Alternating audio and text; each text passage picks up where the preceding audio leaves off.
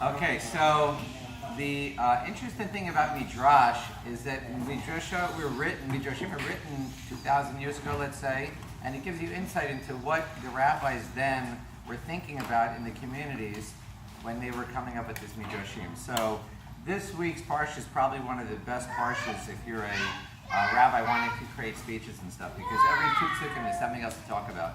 So I'll give you the Midrash that I learned yesterday.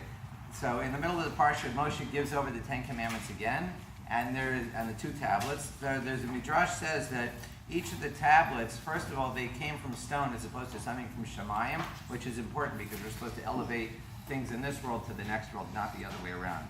So we bring ourselves up to God, not God down to us. That's one thing. But the Midrash is that the first stone were the stones that Jacob was sleeping on when he was in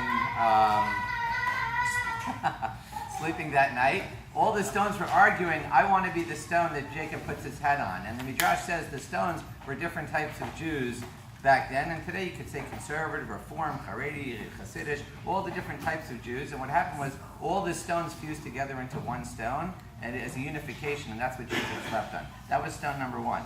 Stone number two was the stone that Moshe sat on when Israel was fighting Amalek, and he was raising his hands up. He was sitting on the stone.